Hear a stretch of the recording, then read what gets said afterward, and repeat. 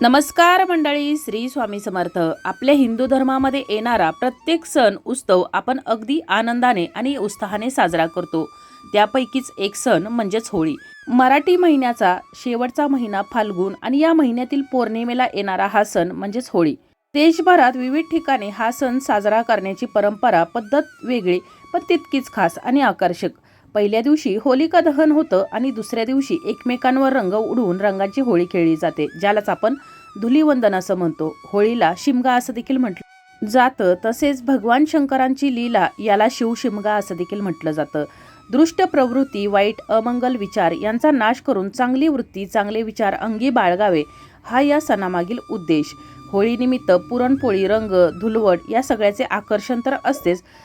होळी सणाबद्दल अनेक पौराणिक कथा देखील सांगितल्या जातात. या होळी सणाला आपल्यावर, आपल्या कुटुंबावर माता लक्ष्मीची सदैव कृपा राहावी म्हणून अनेक उपाय सेवा देखील केल्या जातात. असाच एक साधा सोपा परंतु अत्यंत प्रभावी उपाय आज या व्हिडिओमध्ये मी तुम्हाला सांगणार आहे. हा उपाय आपल्याला या होळीच्या दिवशी करायचा आहे. होळीच्या दिवशी तुम्हाला एक फूल घरी घेऊन यायचं आहे आणि त्याचा एक उपाय करायचा आहे. आता हे कोणतं फूल आहे, कशा प्रकारे उपाय करायचा आहे याविषयीची संपूर्ण माहिती व्हिडिओमध्ये मी पुढे सांगणारच आहे. त्यापूर्वी चॅनलवर जर नवीन असाल तर चॅनलला सबस्क्राईब करा, जेणेकरून आपले असेच येणारे नवनवीन माहितीमय आणि भक्तिमय व्हिडिओ तुमच्यापर्यंत पोहोचत राहतील. तसेच व्हिडिओ पाहताना व्हिडिओला लाईक करायला देखील विसरू नका. आपल्या प्रत्येकाच्या घरामध्ये, कुटुंबामध्ये काही ना काही अडचणी असतात, संकट असतात. एखाद्यानं करणी बाधा केलेली असते, ग्रहदोष असतात, वास्तुदोष असतात, एखाद्याचा विवाह ठरत नाही किंवा घरामध्ये सतत होणारे वादविवाद, कलह, घरामध्ये आलेला पैसा टिकत नाही, कोणत्या ना कोणत्या मार्गाने घराबाहेर जातो, घरामध्ये सतत कोणी ना कोणी आजारी पडत राहतं किंवा सतत घरामध्ये चिडचिड होत राहते, नोकरी व्यवसायामध्ये सतत काही ना काही अडचणी येत राहणे, अशाच अनेक समस्या आपल्याला येत राहतात आणि त्या दूर करण्यासाठी आपण नेहमी प्रयत्न देखील करत असतो. परंतु जर काही विशिष्ट तिथींना जर काही उपाय सेवा जर केल्या तर या सर्व संकटातून आपण मुक्त होऊ शकतो आणि त्या विशिष्ट तिथीच्या देवी देवतांचे आशीर्वाद देखील आपल्याला प्राप्त होतात. आणि या होळीच्या दिवशी सर्व संकटातून, विघ्नातून मुक्त होण्यासाठी आपल्याला हा उपाय करायचा आहे. हिंदू धर्मामध्ये अनेक झाडं, वनस्पती अतिशय पवित्र मानली जातात आणि त्यामध्ये देवी देवतांचा निवास असतो असं देखील म्हटलं जातं. त्यांना घरात लावणं देखील शुभ मानलं जातं. यापैकीच एक म्हणजेच गोकर्णी. गोकर्णी माता लक्ष्मीच्या आवडत्या वनस्पतींपैकी एक असून तिचं फूल माता लक्ष्मीला अत्यंत प्रिय आहे. या गोकर्णीच्या वेलीला कृष्णकांता, विष्णुकांता असे देखील म्हटलं जातं. त्याचबरोबर त्याची पांढऱ्या आणि निळ्या रंगाची फुलं असतात. धार्मिक श्रद्धेप्रमाणे निळ्या रंगाची गोकर्णीची फुलं भगवान श्री विष्णूंना अत्यंत प्रिय आहेत. गोकर्णीच्या वेलीला वास्तुशास्त्रात धनवेल असं देखील म्हटलं जातं. तसेच कृष्णकांताची वेल म्हणजेच या गोकर्णीचा वेल जसा जसा वाढत जातो तसा तसा घरामध्ये सुख समृद्धी येत राहते. तर जो आपल्याला उपाय करायचा आहे तर तो होळीच्या दिवशी सकाळीच करायचा आहे. परंतु काही कारणानिमित्त जर तुम्हाला सकाळी जमलं नाही तर मग तुम्ही तिन्ही सांजेच्या वेळेला हा उपाय करू शकता. तर हा उपाय करण्यासाठी आपल्याला लागणार आहेत गोकर्णीची निळ्या रंगाची फुलं. आता तुम्ही ती घेत असताना 5, 7, 11, 21 अशा प्रकारे तुम्हाला ज्याप्रमाणे शक्य होतील त्याप्रमाणे घ्यायचे आहेत. एक फूल असेल तरी देखील चालेल. तर देवघरासमोर हे फूल घेऊन बसायचं आहे. एका प्लेटमध्ये हे फूल ठेवायचं आहे. त्यानंतर या फुलाला अभिषेक करायचा आहे. पाण्याने अभिषेक करायचा आहे. स्वच्छ पाणी किंवा गंगाजलाने अभिषेक करायचा आहे. त्यानंतर अभिषेक करताना तुम्हाला माता लक्ष्मी, भगवान श्रीहरी विष्णू आणि भगवान भोलेनाथांचं नामस्मरण करायचं आहे. त्यानंतर हे जे फूल आहे तर ते आपल्या उजव्या हातामध्ये घ्यायचं आहे. आता तुम्हाला अगोदर सांगितल्याप्रमाणे एक फूल असेल, 2 असतील किंवा किती ज्या प्रमाणात तुम्ही घेतली असेल तर तितकी फुलं उजव्या हातात घ्यायची आहेत. आणि या फुलावर तुमची जी काही अडचण असेल, कितीही मोठी समस्या असेल तर ती तुम्हाला बोलून दाखवायची आहे. माता लक्ष्मीला, भगवान श्री विष्णूंना, भोलेनाथांना, आपल्या कुलदेवतेला ती आपली जी अडचण आहे तर ती दूर करण्यासाठी प्रार्थना करायची आहे. त्यानंतर एका प्लेटमध्ये अखंड अक्षदा हळदी कुंकवाने लाल करून घ्यायचे आहेत. त्यावरती हे जे फूल आहे तर ते ठेवायचं आहे. आता मी सांगितल्याप्रमाणे जेवढी फुलं असतील तर तेवढी ठेवायची आहेत. या फुलासोबतच तुम्हाला 1 रुपयाचं नाणं, 1 सुपारी आणि 2 अखंड लवंगा ठेवायच्या आहेत. आता जर 2 फुलं असतील तर त्याच प्रमाणात तुम्हाला हे 1 रुपयाचं नाणं, अखंड 2 लवंगा आणि सुपारी ठेवायची आहे. सुपारी घेत असताना आपल्याला पूजेची सुपारी घ्यायची आहे. सुपारी कुठे फुटलेली, खराब झालेली, किडलेली नसावी. त्याचबरोबर लवंगा देखील अखंडच असाव्यात फुलासह. आणि अशा प्रकारे ते ठेवायचं आहे. नंतर ज्याप्रमाणे आपण माता लक्ष्मीची पूजा करतो त्याचप्रमाणे आपल्याला या फुलाची पूजा करायची आहे. कारण या फुलामध्ये माता लक्ष्मी वास करत असते आणि आपल्या कुटुंबावर तिचा नेहमी आशीर्वाद राहावा यासाठीच आपल्याला ही सेवा करायची आहे। त्यानंतर या फुलाचा जो मधला भाग आहे, जिथं पांढऱ्या रंगाचा रंग दिसतोय आपल्याला थोडासा, तर त्या ठिकाणी आपल्याला कुंकवानं लाल करायचं आहे, म्हणजेच कुंकू लावायचं आहे। अशी जेवढी फुलं घेतलेली आहे तर त्यांना त्याप्रमाणे लावायचं आहे। 1 रुपयाचं नाणं हे लक्ष्मी मातेचं स्वरूप आहे आणि जी सुपारी घेतलेली आहे तर ती सुपारी ही विघ्नहर्त्याचं स्वरूप आहे। म्हणजेच गणपती बाप्पा ज्या ठिकाणी नसतात, म्हणजे त्यांची मूर्ती नसते किंवा प्रतिमा नसते, तर त्या ठिकाणी गणपती बाप्पा म्हणून या सुपारीचं पूजन केलं जातं। त्याचबरोबर माता लक्ष्मीला लवंगा अतिशय प्रिय आहेत, त्यामुळे आपल्याला उपायासाठी लवंगा देखील घ्यायच्या आहेत। तर त्यानंतर पूजा झाल्यानंतर ही जी फुलं आहेत, या वस्तू आहेत तर त्या तिथंच ठेवायच्या आहेत। पुन्हा एकदा जर तुम्ही सकाळी उपाय करत असाल तरी देखील हे फुलं दिवसभर त्याच ठिकाणी ठेवायचे आहेत। तिन्ही सांजेला जरी उपाय केला तरी देखील ही फुलं, हे जे वस्तू आहेत तर त्याच ठिकाणी ठेवायचे आहेत।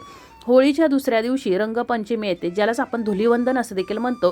तर त्यावेळेला आपल्याला पुन्हा एकदा देवघरातील देवी देवतांची पूजा करायची आहे। हे जे फूल ठेवलेलं आहे तर यांची देखील पुन्हा एकदा आपल्याला पूजा करायची आहे। जी काही इच्छा असेल, मनोकामना असेल, जी काही अडचण असेल तर ती पुन्हा एकदा तुम्हाला या ठिकाणी बोलून दाखवायची आहे। आपल्या कुलदेवतेचं नामस्मरण करायचं आहे, इष्टदेवतेचं नामस्मरण करायचं आहे, भगवान श्री हरी विष्णूचं नामस्मरण करायचं आहे।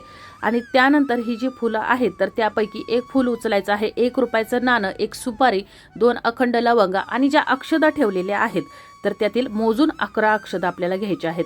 आणि एक लाल रंगाचं किंवा पिवळ्या रंगाचं नवीन वस्त्र घ्यायचं आहे, त्यामध्ये तुम्हाला ह्या वस्तू सर्व ठेवायच्या आहेत। याची एक पोटली तयार करायची आहे आणि ज्या ठिकाणी तुमच्या घरातील पैसा धन ठेवता तर त्या ठिकाणी तुम्हाला एक पोटली बांधून ठेवायची आहे। दुसरी जी पोटली असेल, म्हणजे ज्या वस्तू मी सांगितलेल्या आहेत त्याची अजून एक पोटली तयार करायची आहे। जर तुमचा व्यवसाय असेल तर त्या व्यवसायाच्या ठिकाणी गल्ल्यामध्ये किंवा व्यवसायाच्या ठिकाणी तुम्हाला कोणत्याही अशा ठिकाणी ठेवायचे आहे की तिथं तुम्हाला या पोटलीची दररोज पूजा करता येईल। तिसरी जी पोटली आहे तर ती तुमचा घराचा जो मुख्य दरवाजा आहे, प्रवेशद्वार, तर त्याच्या आतल्या बाजूला आपल्याला लावायची आहे, जेणेकरून आपल्या घरामध्ये कोणतीही नकारात्मक ऊर्जा येणार नाही आणि आपल्या घरावर कोणतंही विघ्न येणार नाही, माता लक्ष्मीची कृपा राहील। 1 पोटली आपल्या स्वयंपाकघरामध्ये बांधायची आहे।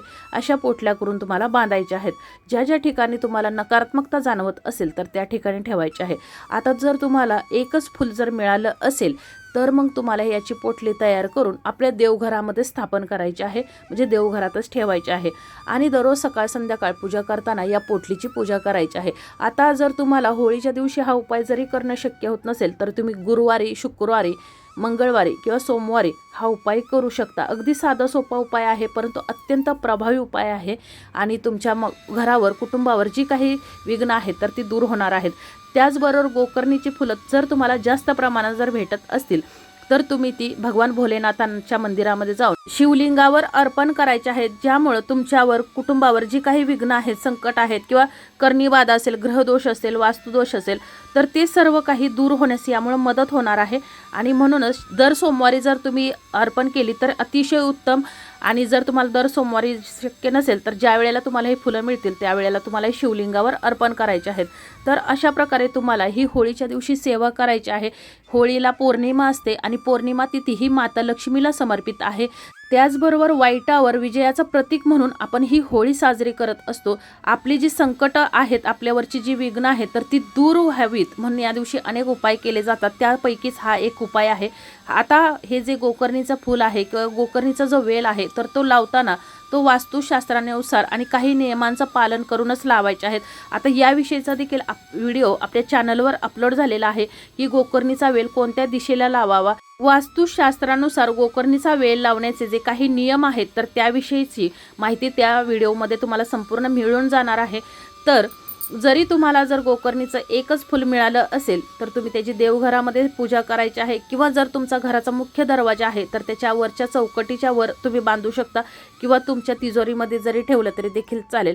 आता यामध्ये जे 1 रुपयाचं नाणं आणि सुपारी, 2 अखंड लवंगा मी सांगितलेल्या आहेत।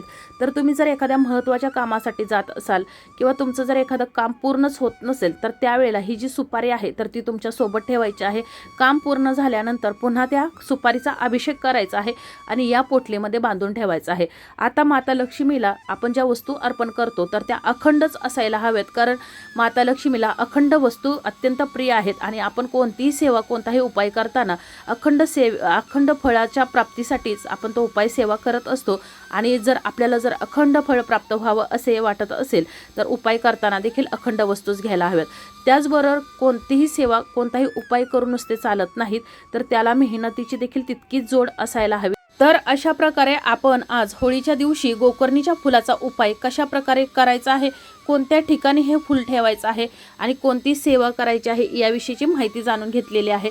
आता जर हे गोकर्णीचं फूल जर खराब झालं किंवा काही कारणास्तव सुकून गेलं, तर तुम्ही त्या ठिकाणी अशाच प्रकारची सेवा करून पुन्हा एकदा गोकर्णीचं फूल ठेवायचं आहे।